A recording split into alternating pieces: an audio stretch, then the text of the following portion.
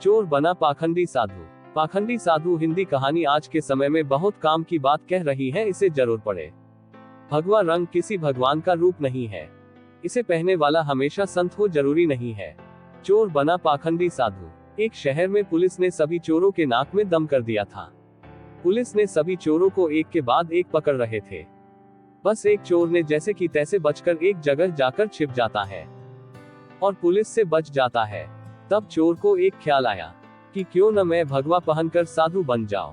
ये दुनिया चोरों को तो जूता मारती है, लेकिन अगर वही चोर भगवा पहन ले तो उसके पैर में पड़ी रहती है। इस प्रकार चोर साधु बनकर घूमने लगता है। कुछ दिनों बाद पाखंडी साधु में एक ऐसी कला थी कि वो बोलने में बहुत माहिर था। प्रवचन तो उसके बाएं हाथ का खेल था। इस कारण साधु की निकल पड़ती है। उसके बहुत से शिष्य बन जाते हैं। कई लोग उसके आगे पीछे घूमने लगते हैं। उसे मुफ्त में खाने को मिलने लगता है। बस उसे सांसारिक जीवन छूटने का दुख रहता है। पाखंडी साधु जंगल में अपने शिष्यों के साथ एक कुटिया में रह रहा था। तभी उसके कुटिया में एक धनवान सेठ आया। सेठ को भी पाखंडी साधु ने अपने बोलने की कला से मोहित कर लिया था। साधु से मिलकर जब सेठ अपने घर पहुंचा तो उसे एक ख्याल आया। असल में सेठ को एक दुविधा थी। उसके पास बहुत सोना चांदी था, जिसे चोरों के डर के कारण वो अपने घर में नहीं रख सकता था। उसने सोचा क्यों न ये सोना साधु के आश्रम में रख दिया जाए, क्योंकि साधु को कभी कोई मोह माया नहीं होता है। वो तो भगवान का रूप होते हैं। किसी को ऐसे देवता पर शक भी नहीं होगा कि उनके आश्रम में सोना गड़ा हुआ है। ऐसा सोचकर सेठ दूसरे दिन सोना चांदी लेकर पाखंडी साधु के कुटिया में आता है और सेठ साधु को पूरी बात बताता है। फिर क्या था, पाखंडी साधु का तो दिल खुशी से गदगद हो गया। उसकी आंखें तो उस सोने की पोटली से हट ही नहीं रही थी। उस सेठ ने वो सोने की पोटली आश्रम के एक पेड़ के नीचे दबाकर वहां से चला गया। अब साधु को नींद कहाँ आनी थी। वो रात भर उस सोने की पोटली के बारे में सोचता रहा। उसने सोचा अगर ये सोना मिल जाए तो मेरा जीवन तर जाएगा। सांसारिक सुख भी मिलेगा जो इस भगवा कपड़ों ने छीन लिया है। इस तरह साधु ने कई सपने देख डाले। दूसरी तरफ सेठ सोने को आश्रम में रखकर संतुष्ट होकर सो रहा था। कुछ समय बीतने पर साधु ने एक योजना बनाई।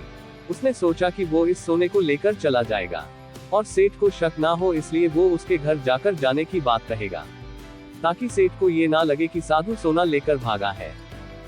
अगले दिन साधु सेठ के घर जाता है। सेठ के पास एक व्यापारी बैठा रहता है। साधु को आता देख सेठ खुशी से झूम जाता है और कई पकवान बनाकर खिलाता है। साधु सेठ को अपने जाने की बात कहता है। इस पर सेठ दुखी होकर उसे रोकता है, लेकिन साधु कहता है कि वो एक सन्यासी है, किसी एक जगह नहीं रह सकता है, उसे कई लोगों को मार्गदर्शन देना है। ऐसा कहकर साधु बाहर निकलता है और जानबूझकर सेठ के घर का एक तिनका उठा ले जाता है। थोड़ी देर बाद साधु वापस आता है, जिसे देख सेठ वापस आने का कारण पूछता है। तब साधु कहता है कि आपके घर का यह एक तिनका मेरी धोती में लटक कर मेरे साथ जा रहा था, वही लौटाने आया हूँ। सेठ हाथ जोड़कर कहता है इसकी क्या जरूरत थी। तब साधु कहता है इस संसार की किसी वस्तु पर साधु का कोई हक नहीं है। फिर अपनी बातों से वो सेठ को मोहित कर देता है और वहां से निकल जाता है।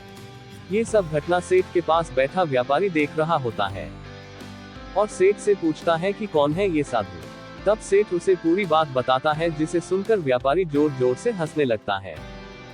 सेठ हंसने का कारण पूछता है। तब व्यापारी उसे कहता है तुम मूर्ख हो, वो पाखंडी तुम्हें लूट के ले गया। जिस पर सेठ कहता है कैसी बात करते हो, वो एक संत है, बहुत ज्ञानी है। व्यापारी कहता है अगर तुम्हें अपना सोना बचाना है तो उस जगह चलो जहां सोना दबाया है। सेठ उसे वहां लेकर जाता है और खुदाई करता है, लेकिन उसे कुछ नहीं मिलता। वो रोने लगता है। तब व्यापारी उसे कहता है रोने का वक्त नहीं है, जल्दी चलो, वो साधु दूर नहीं गया होगा। सेठ और व्यापारी पुलिस को सूचना देते हैं और पुलिस उस पाखंडी साधु को ढूंढ लेती है। तब सभी को पता चलता है कि वास्तव में ये कोई सिद्ध बाबा नहीं, एक चोर था, जिसने अपनी बोलने की कला का इस्तेमाल करके कई लोगों को लूटा था। पुलिस से बचने के लिए भगवा पहन लिया था। सोना मिलने के बाद सेठ की जान में जान आती है। सेठ व्यापारी से पूछता है कि उसे कैसे पता चला कि ये साधु पाखंडी है। व्यापारी ने कहा वो साधु बार बार अपने आप की तारीफ कर रहा था। संत कितने महान होते हैं, बार बार यही दोहरा रहा था। जबकि जो सच मायने में संत होते हैं उन्हें इस बात को दोहराने की जरूरत नहीं पड़ती है। इसलिए मित्र, आज के समय में जो भगवा पहनकर प्रवचन देते हैं वो सभी संत नहीं होते हैं। अगर कहानी अच्छी लगी हो तो शेयर करें और सब्सक्राइब जरूर कर लेना। धन्यवाद।